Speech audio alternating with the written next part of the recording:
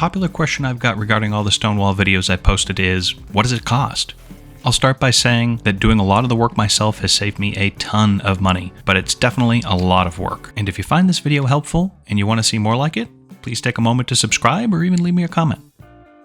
I purchased all the stones for this project back in April of 2019. At the time, I purchased approximately 120 yards of tailings for $800. And you might ask, what are tailings? Tailings are the leftover material from the processing of ore, usually in mining. In the cases of new constructions and homes, it's the leftover rocks and roots when a builder is trying to save some of the loam that was originally there to reuse in the yard. A lot like what we see here, this is some new construction going on near me, and this will undergo a similar process. In my case, I bought relatively clean tailings. It didn't have any roots, just lots of loose dirt, a little bit of clay, and certainly lots of stones in the mix.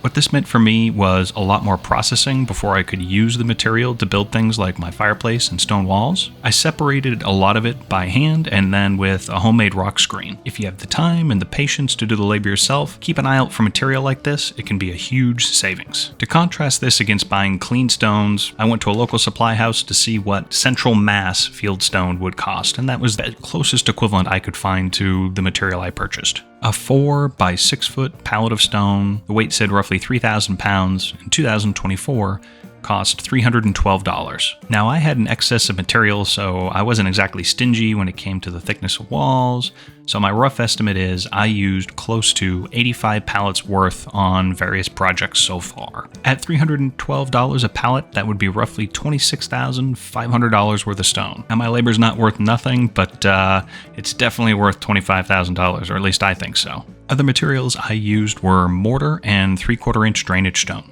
For mortar, I used roughly 80 bags per year. There might have been a more economical way to go about making and mixing mortar at this scale, but I found it to be the most convenient for the way I was working. It was more easy for me to transport the bags, store them in my garage, and then use them a few at a time. Since it isn't my full-time job, I would use 4 or 5 a day. The cost of mortar has changed pretty significantly. From when I started, the bags were $4 a piece for an 80-pound bag, and now they're about $7. So for all the projects in total, I'd guess I've used close to $2,000 worth of mortar. The drainage material behind the stone walls is a washed 3/4 stone. This means there's no dust or other dirt in it, so it drains really well. I've used about one 25-ton truckload of this on various projects, and that was about $500 delivered. So total cost, not including any of my labor, there was about $3,300 in material.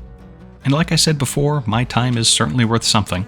Fortunately, I enjoy working with my hands and I find it kind of therapeutic, just putting on a podcast or an audiobook, and then I find the whole process actually pretty relaxing. Now, there are some other incidentals that I didn't include in this tally, like running electrical or sprinklers behind the wall. The cost I outlined covered just the walls themselves. If you had walls built or built them yourselves and want to share what the cost was in the comments, I'm sure that would be a helpful guide for others as they look to do similar projects. So hopefully you found this information useful and it helps you in your own future projects, and thanks for watching. And if you stuck around to the end and you want to see more videos like this, don't forget to subscribe.